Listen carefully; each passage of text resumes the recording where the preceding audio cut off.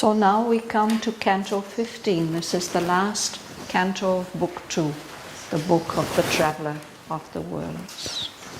And it's called The Kingdoms of the Greater Knowledge. As a result of this experience, this meeting, this glimpse of the Mother, King Aswapati is able to move beyond that limit which we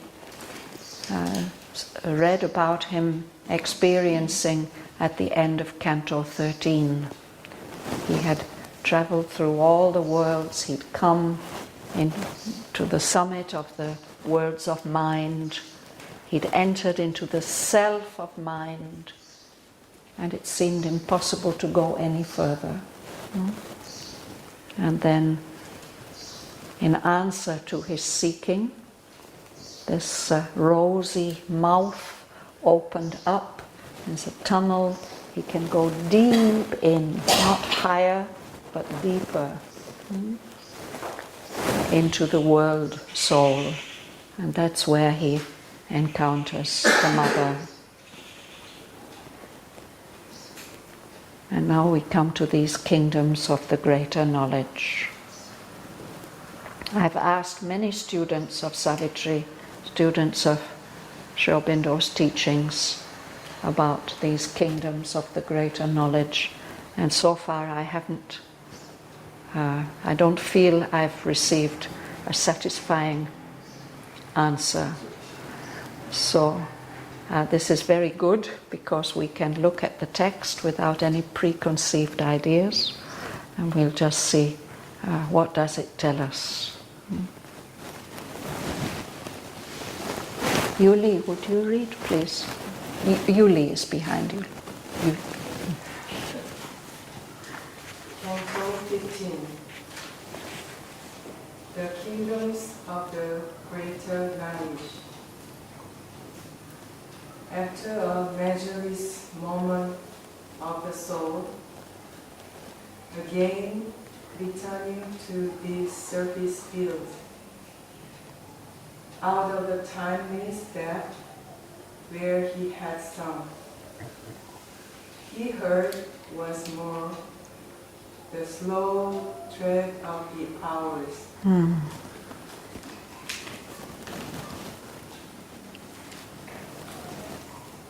So he's unconscious. He experiences a measureless moment of the soul, a moment that's beyond time, that can't be measured. But then he returns again to these surface fields, the fields of consciousness. He returns to these surface fields out of the timeless depths where he had sunk, these timeless depths in the heart of the soul. He heard once more the slow tread of the hours. So he's back in the manifestation. He's back in the realm of space and time, and he's not yet in these physical worlds, but this manifestation compared with those deep places where he's been, these are a kind of surface. Now, Lyuba, now you can read. All ones perceived only was bodily. Himself was to himself his only sense. Seen, his only seen. Oh, sorry, seen. You can read the next 3 lines as well. Above their weakness and his universe, he stood in a realm of boundless silences, awaiting the voice that spoke and built the wings. Yes. No, that's fine. Let's look at these 2 sentences. So all once perceived and lived was far away. He's returned back into these surface fields, into time and space, but everything that he had previously experienced seems very, very far away. And in fact, what he's really aware of is only himself. Himself was to himself his only scene. The only scene, the only landscape or that he can perceive, it's his own existence.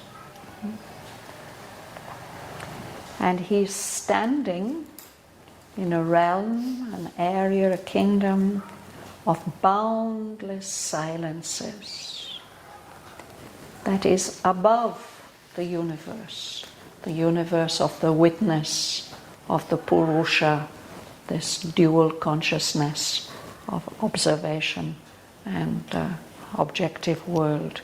He's beyond that. He seems to be in a kind of between world. He's that realm of boundless silences seems to be waiting for the creative voice, the voice of creation, the voice that spoke and built the worlds.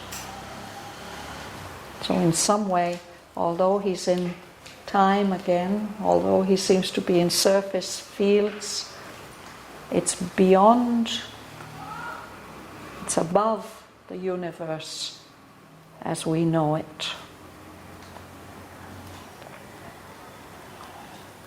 Danny.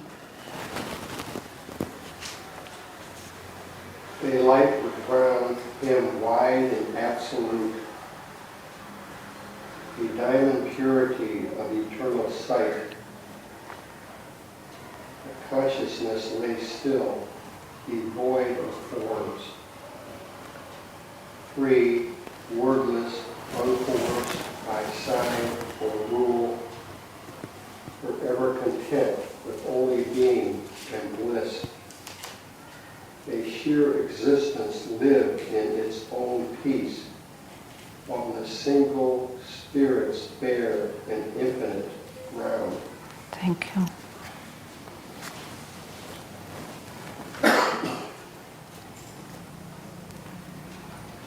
A light was round him, wide and absolute. An absolute light, no shadows. A diamond purity of eternal sight. So it's perhaps the kind of vision, the sight that the Lord has. And there he's aware of consciousness, a consciousness that is still,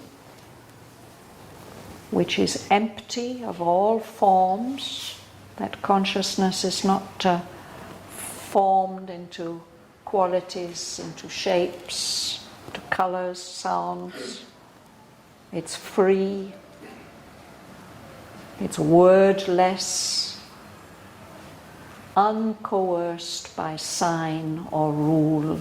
There's no kind of determinism of this consciousness. It's an absolutely free consciousness beyond all qualities, all conditioning, all determinism. And that consciousness is forever content with only being and bliss. When we have these words coming together, being, consciousness, bliss, we have to think of Satchitananda, which is the highest state or the highest plane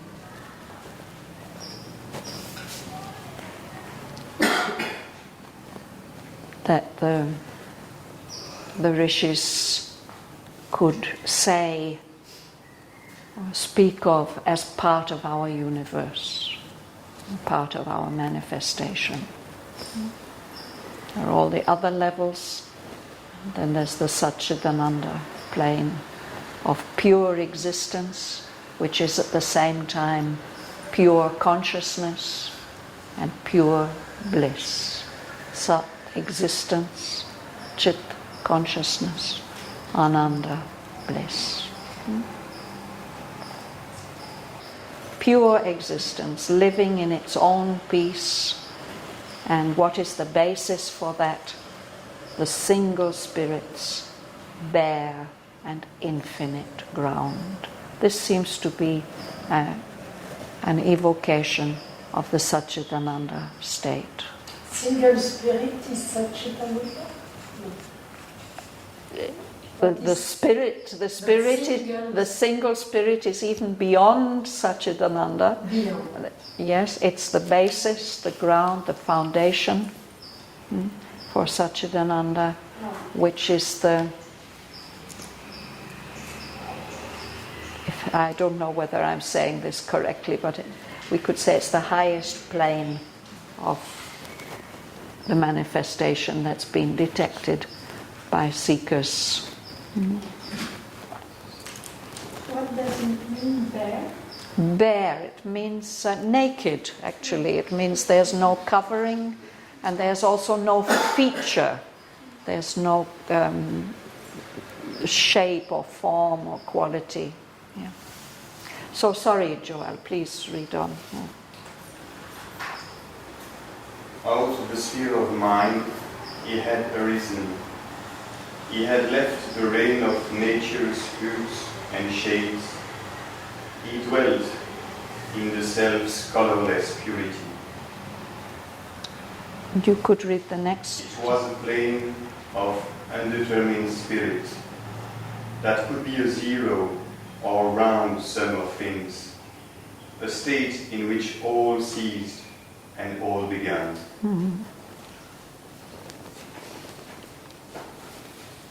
So in a way, this is a little bit similar to that self of mind. But here Sri Aurobindo is telling us it's beyond. No? He's risen out of the sphere of mind. It's the experience of the self on a higher plane than the plane of mind. He has come out of the rule of nature's colors and shades. He's dwelling in his self, in the pure self, the colorless purity of the self, but on a higher level than that experience of the self of mind which he had earlier. And where he is now is this plane of undetermined spirit that hasn't been coerced by any sign or rule. No word of creation has been spoken to express this spirit in any form. It could be a zero, it could be just an empty nothingness, or it might be a round sum of things. It might have been that everything has come together here and reached its culmination. A state in which all ceased and all began. It's as if this is the zero, which is the origin and the end of everything.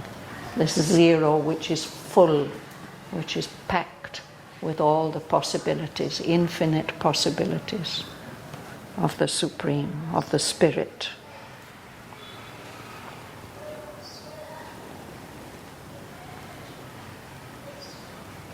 Christine. All it became that figures the Absolute, a high, vast peak whence spirit could see the worlds. Calm's white epiphany, wisdom's mute home, alone his station of omniscient silence. A divine A diving board. a diving board of the eternal's power. A white floor in the house of all delight.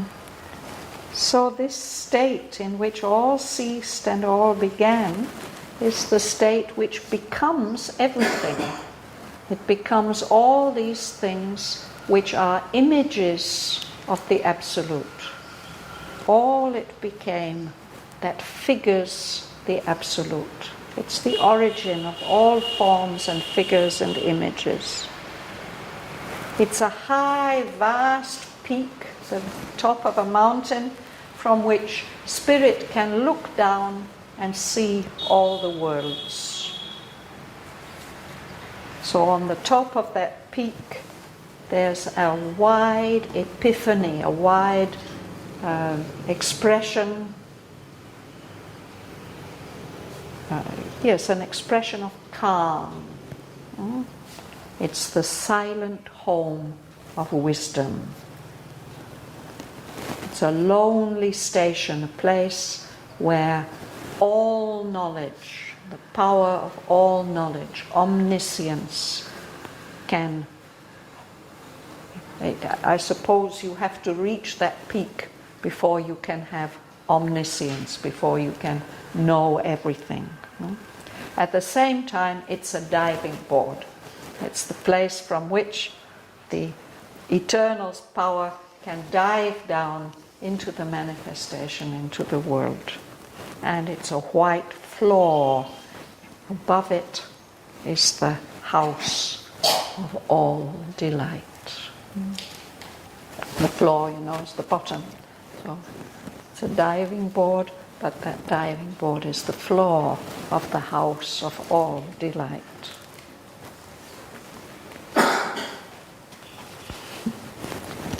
Linda.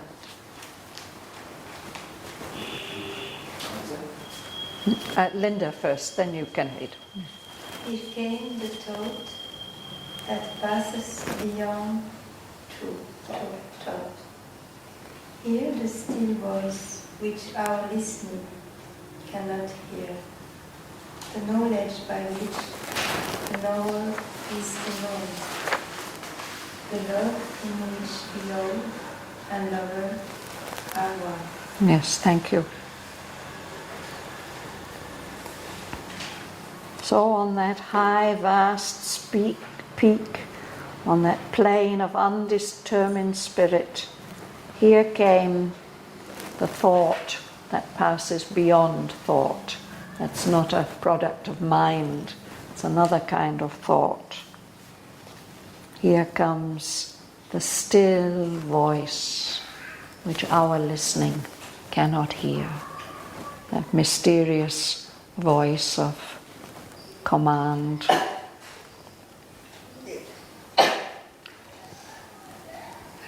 The knowledge by which the knower is the known. So we've been reading about this in the Life Divine, the knowledge by identity. And there's not only a oneness through knowledge, there's a oneness through love, the ultimate form of love, the love in which beloved and lover are one, the ultimate union.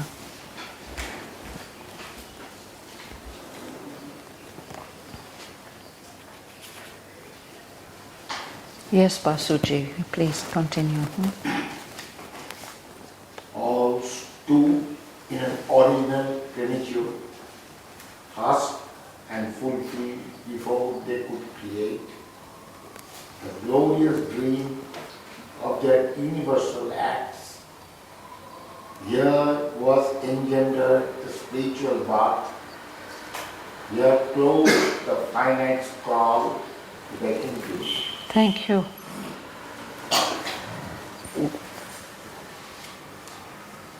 A plenitude, a fullness, an original plenitude.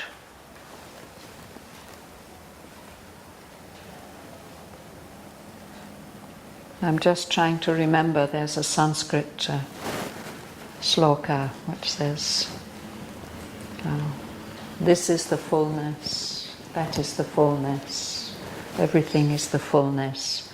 If we take fullness out of the fullness, only fullness remains. I don't remember the Sanskrit, sorry. Please, yes, you can. Purnamadaha, Purnamidam, Purnamasya, Purnamadaya, Purnamidam. What does it do? The Shishyate is the ending of it. So, sorry, my Sanskrit isn't as good as it should be. So, that's what is there, this original plenitude. Everything is there. Everything is there, silent, hushed, and fulfilled. All those potentialities of spirit, absolutely fulfilled. Before they could create the glorious dream of their universal acts, before they start this dream, this play of the manifestation. They will express themselves in dream forms in the universe. So this is the place from which the spiritual birth into time, space, individuality, limited being is started. And here closes the finite's crawl to the infinite, the whole process of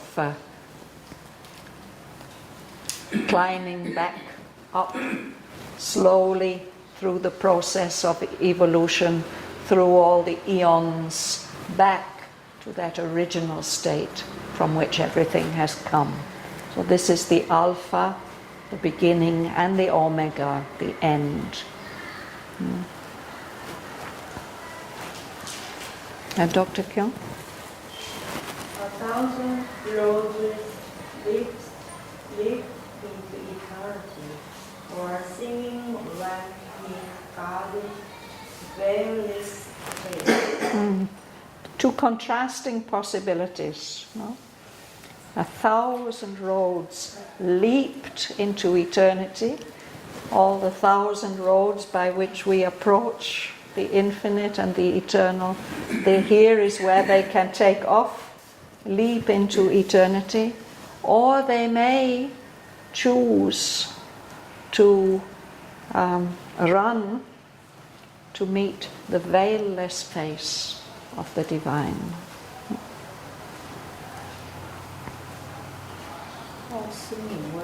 Singing with joy. No, he says this. Singing ran. There's a sense of joy and delight, running to meet at last the beloved, the Lord. Different approaches to the transcendent. Would you like to read? Yes?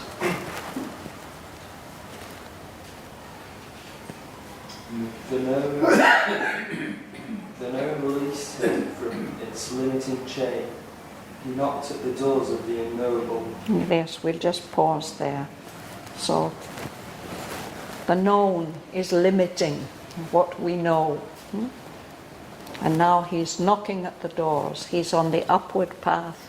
He's able to knock at the doors of what is beyond all knowledge, the unknowable. He's in between. And then he looks out from that place, Mahalingam. Thence, gazing with an immeasurable outlook, one who is self-in-look into his own pure vastness, he saw the splendor of the spirit's realms, the greatness and wonder of his boundless works, the power and pattern leaping from his calm, the rapture of his movement and his rest, and his fire-sweet miracle of transcendent light, the million-pointing, undivided grasp of his vision of one same stupendous all, his inexhaustible acts in a timeless time, a space that is own infinite. Thank you.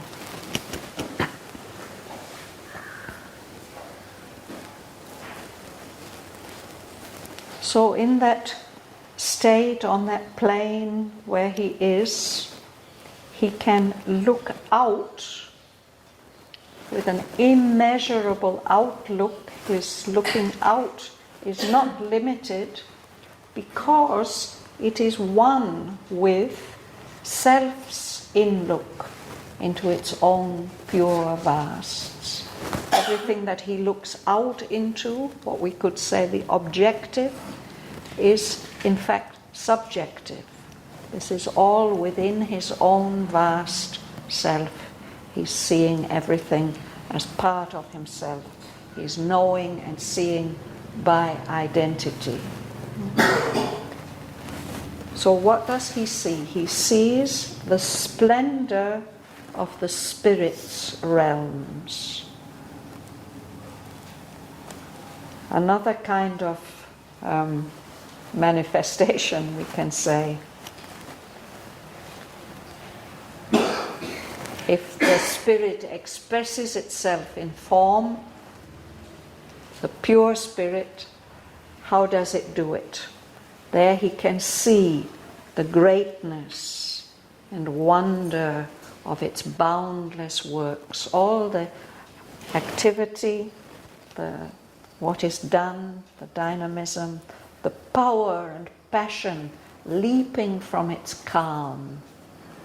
So there's not only that calm, silent state, there's also that calm silence expressing itself illimitably, boundlessly.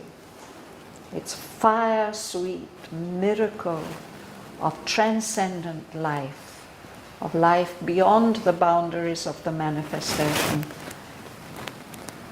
The million-pointed, undivided grasp of its vision of one same, stupendous all.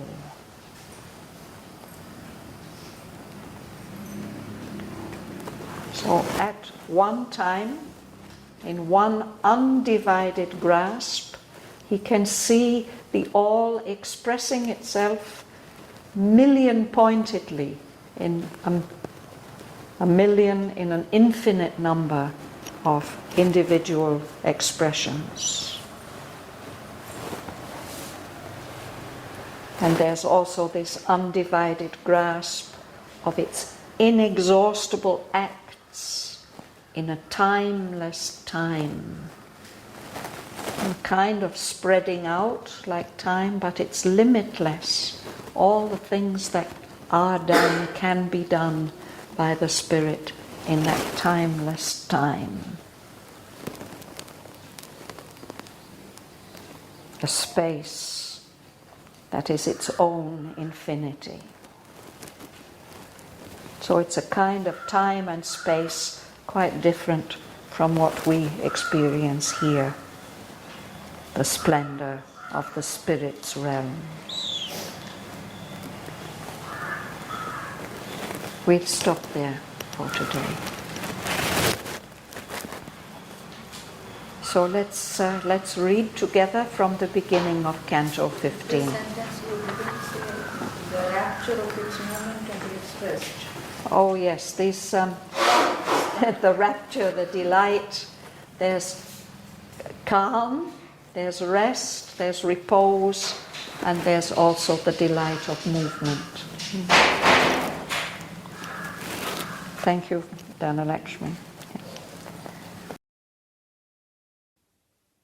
After a measureless moment of the soul, again returning to these surface fields out of the timeless depths where he had sunk, he heard once more the slow tread of the hours.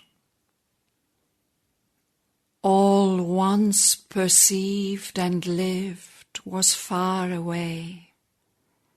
Himself was to himself his only seen. Above the witness and his universe, he stood in a realm of boundless silences, awaiting the voice that spoke and built the worlds.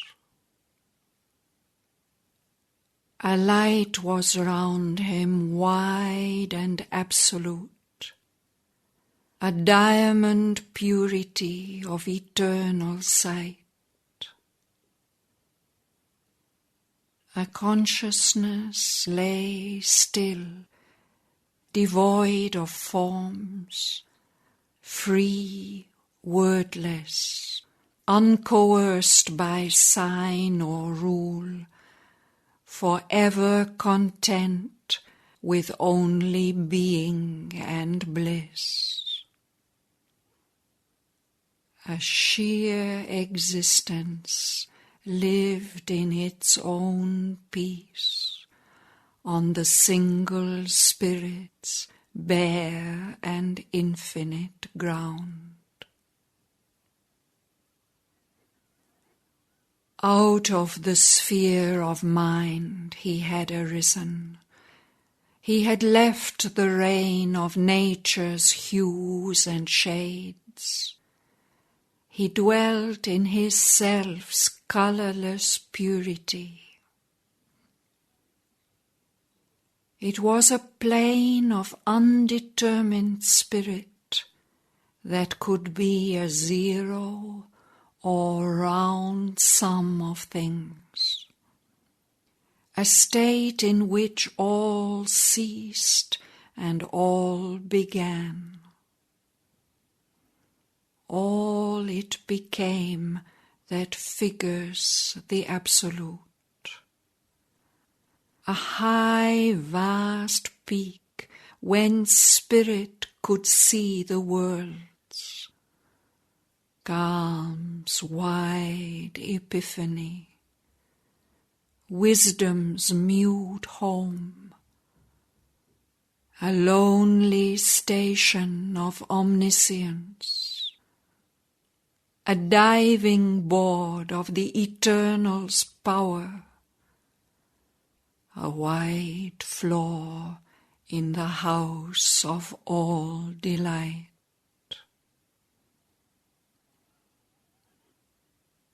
Here came the thought that passes beyond thought.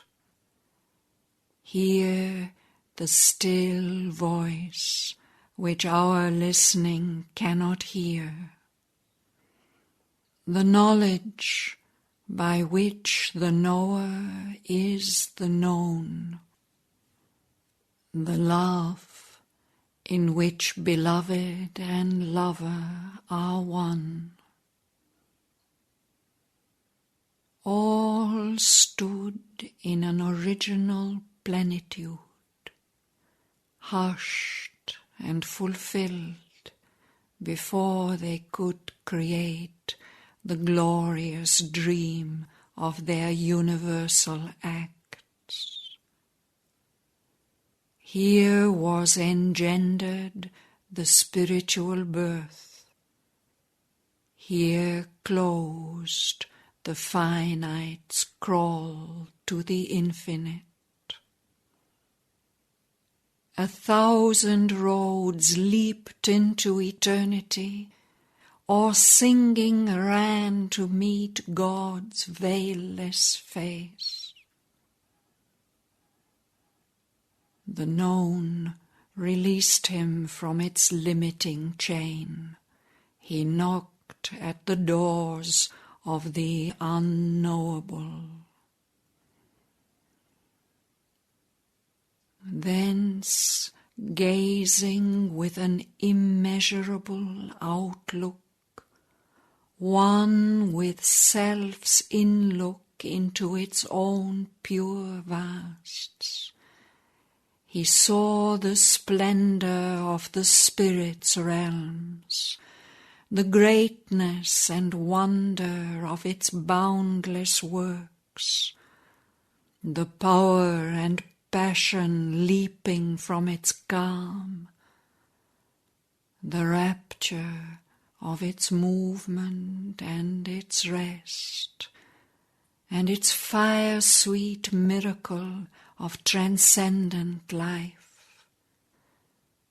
The million-pointing, undivided grasp of its vision of one same stupendous all, its inexhaustible acts in a timeless time, a space that is its own infinity.